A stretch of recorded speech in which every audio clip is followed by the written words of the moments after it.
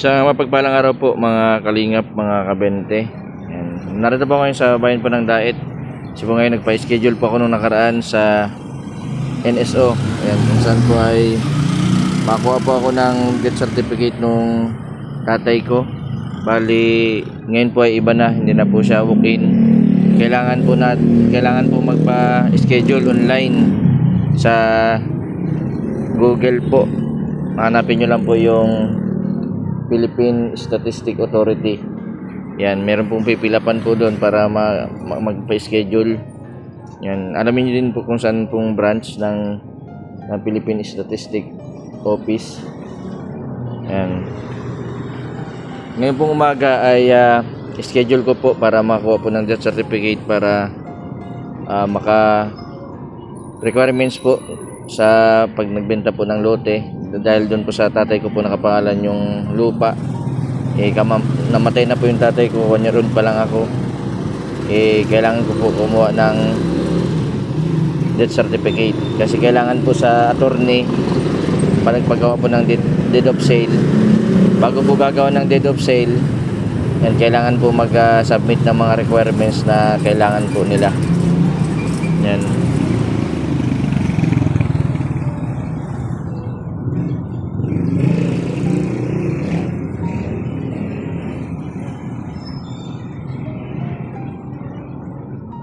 Yan po mga kalingap, mga kabente, kagaling ko lang po sa NSO. And nagka-problema ako sa application kasi di ko po mapilapan yung mga iba pong mga detalye, mga pangalan lang po nung lola ko ang tanda ko kasi 1 year old pa lang po, namatay na po sila. Simula po nung paglaki ko ay hindi ko na halos matanong kung anong taon sila pinanganak, anong taon sila namatay. Kaya po ngayon po ay papunta po ako sa San Isidro. Tatanungin ko po yung nanay ko kung ano po yung taon na namatay yung tatay ko, tapos yung kapanganakan, pati yung lolo ko, baka may alam siya. At tatanungin ko rin kung may tinago siya na death certificate ng tatay ko. Kasi kailangan po kasi yun na requirements para po sa pagbenta ng lupa. Naghahanap ako ng yung information ng lolo't lola ko, anong pangalan, anong middle initial, yung lolo ko din, anong middle initial. Tapos anong apelyido nung lola ko nung pagkadalaga. Alam mo ma? Hindi. Doon na lang ako nagtanong kasi ako doon sa tiyahin ko doon sa wala man tao. Paano ko malalaman? Di ako makapil up ng makakuha ng death certificate. May kopya ka mang death certificate ni tatay ko? Papa ko? Saka di ko pa, ang alam ko lang ng ng pagkamatay ni Papa, January 26. Ay, pagkamatay. January 26, 1989. Yung birthday ni Nini. Pero di ko alam kung anong taon siya pinanganak. 1954. Ay ma, tama ma. 54. Para malaman ko masulog makakuha ko ng death certificate sa INSO, mapunta akong sementeryo. No. Para makita ko dun may mga nakasulat baga dun, pati yung magkakasama dun yung lula't lulo ko Oo, pero di mo makukuha ang initial. O at least may ilalagay ako dun sa application. Kasi galing ako sa INSO ma, hindi ako nakakuha ng hindi ako makakuha ng death certificate kapag hindi ko napilapan. Pangalan ko lang. Sa munisipyo. Hindi, sa simbahan. Sa sementeryo na lang at matagal pa yun. Sa sementeryo, 1 minuto lang, 5 minutes. Makikita ko na doon nakapaskil baga sa... Saan ngayon man nakapaskil sa... Lapida. Sa Lapida. Yan, ito po yung lote ko dito sa San Isidro. Yan.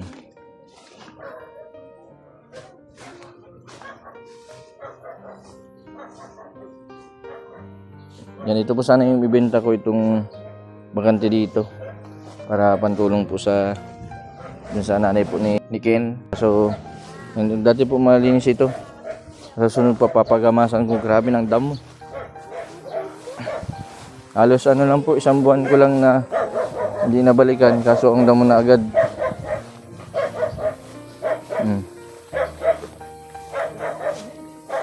Ha?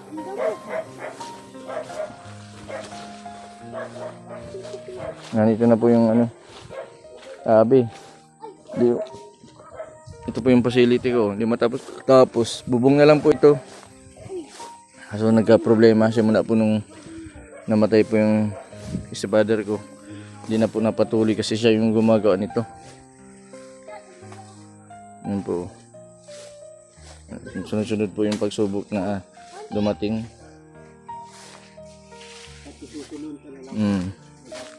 Ito po ito. May mga hollow blocks pa dito. Matibay pa itong hollow blocks na ini. Matibay pa. Para po yun dito sana. Oh. Sa susunod papagawa ko din ito. Sayang.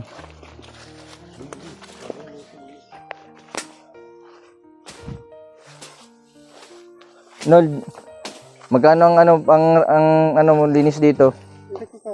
Ha? Ha? Doon may mga ano dito, nyug.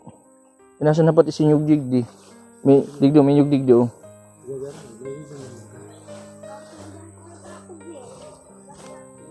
Yan yung may nyug dyan oh. Baka madali si nyug. Tas digdi, may nyug din digdi. Kasi ring duman. Tas digdi, may nyug din digdi. Ini oh. Nol, may nyug din digdi oh. Ragpasan mo ah.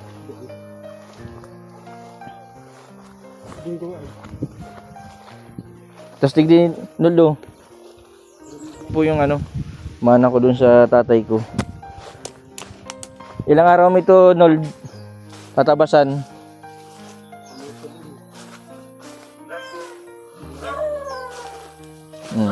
Pero may sundang ka man. May mga ano dito, may nyugdig diyo. Digdi nga, may nyugdig diyo. Ini oh. Ini oh, may nyug. Tapos dyan, may nyug din.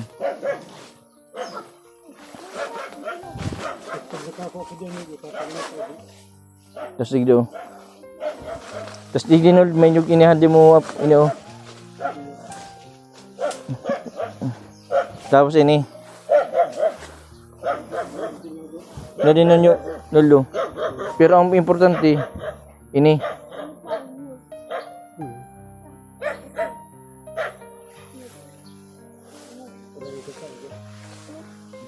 Yan po mga kalingap, mga kabente. Ito po yung lote po na binibenta ko dito po sa Barangay San Isidro.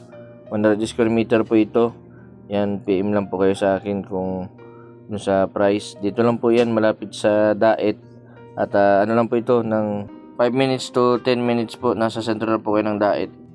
Yan po mga kalingap, mga kabente, narito naman po ako dito sa Daet, sa Barangay Pasig, yung kung saan po ay dito po ako sa Cemetery 1, kung saan po titinan ko po yung date at yung mga pangalan po ng aking lolo't lola at middle initial.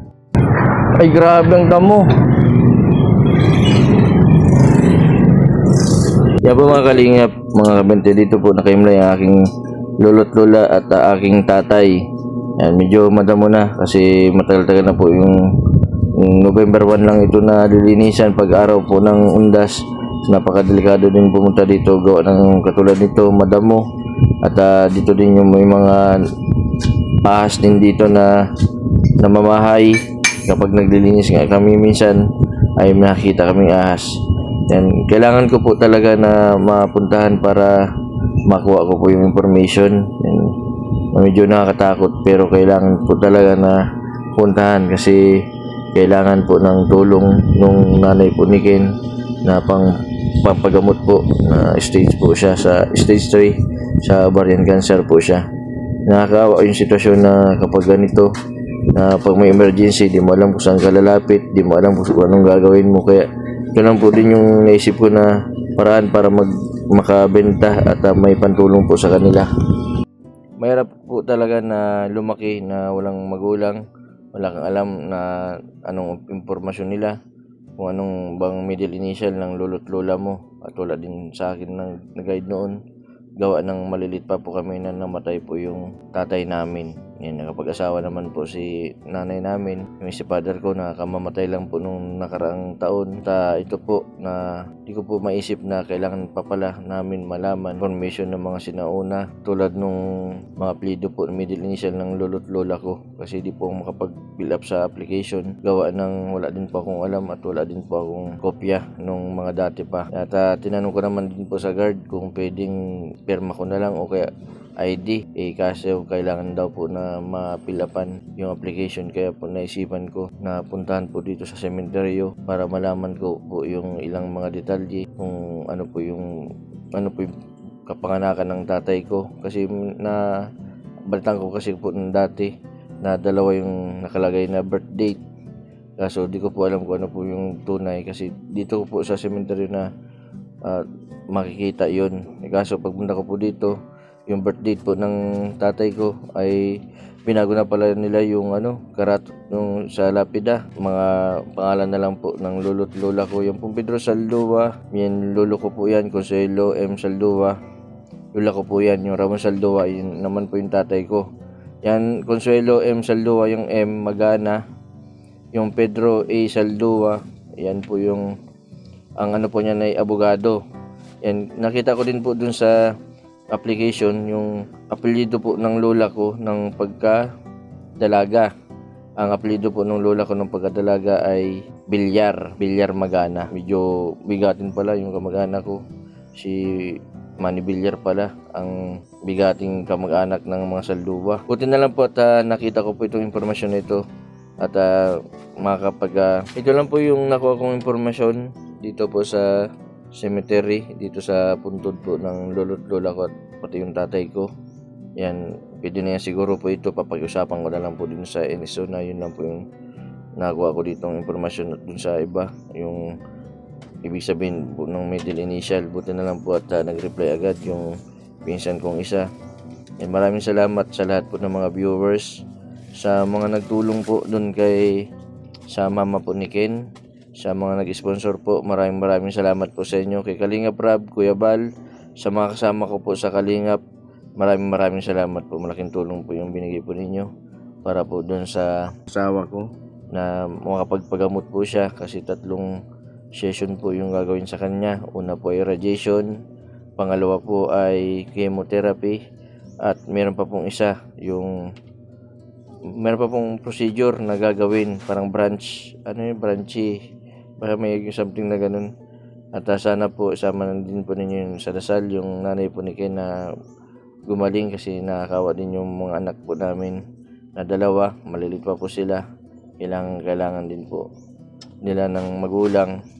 At mahirap po sa panahon ngayon, lalo pag nasanay po kayo sa magulang at tas bigla na lang po mawawala. Yan, mahirapan mag-adjust, lalo na pag mga maliliit pa. Yan, maraming salamat po sa lahat ng mga viewers na hindi po nag-skip ng ads. Maraming salamat po. Sa mga hindi po nag-skip ng ads, maraming salamat din po. Sa mga di pa po nakapag-subscribe, pa-subscribe po, Mr. Binti Vlog. Maraming pong salamat. God bless po sa inyong lahat.